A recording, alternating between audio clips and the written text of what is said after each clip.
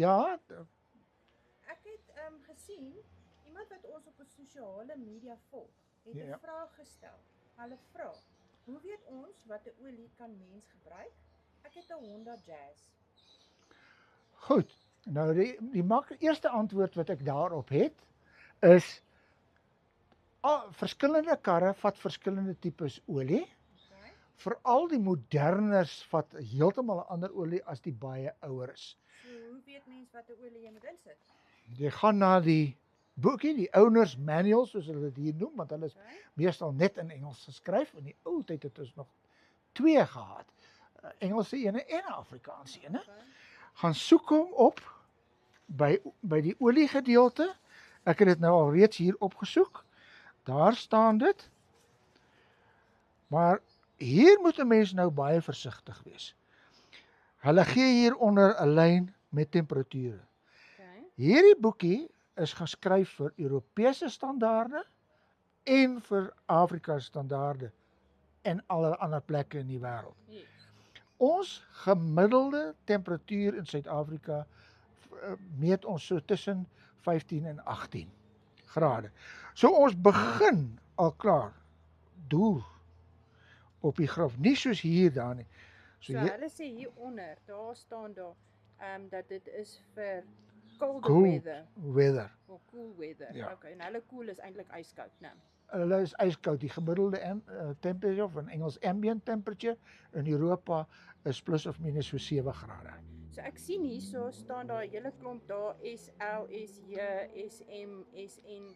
Dit is dan die tipe olies. Dit is nee, dit is nie verspreek. Dit is digtheidspesifikasies. Okay. Baie tegnies, nou is jy wetenskaplik besig. Maar daai nommers verskyn eers op die kanne. Okay. As jy dus met jy gaan en jy sê jy sit vir daai kar het, gewoonlik weet die agent wat die of wat die handelaar wat die olie verkoop, watter een hy moet gebruik. Okay. Maar jy kan die boekie vir hom wys en sê ek wil een van daai olie hê. Alright. Maar die grootste probleem wat ons nou in die moderne tyd het, die ouer karre het gewone olie gebruik. Soos hierdie ene. Hy is 'n premium multigrade oil.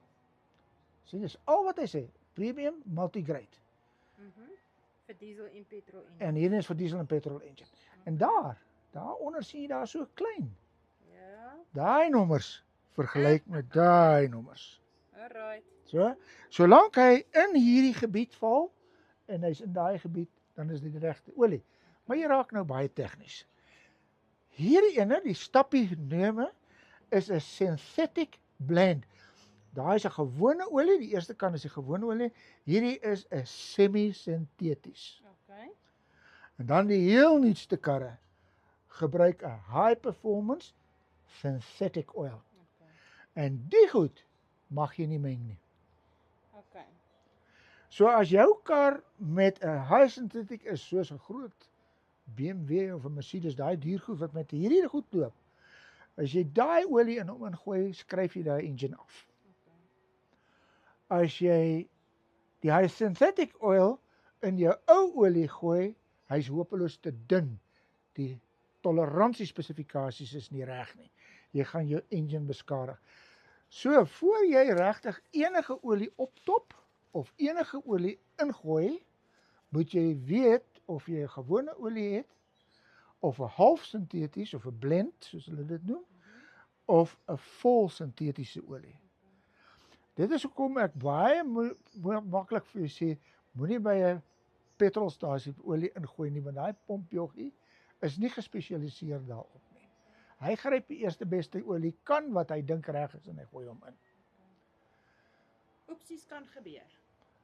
Ja, en dit is problematies. Maar as jou kar gereeld gediens word en die ouens gebruik die regte olies, is dit eintlik nie regtig nodig om binne jou jaar of binne jou gespesifiseerde kilometers wat jy mag loop, om by te vul.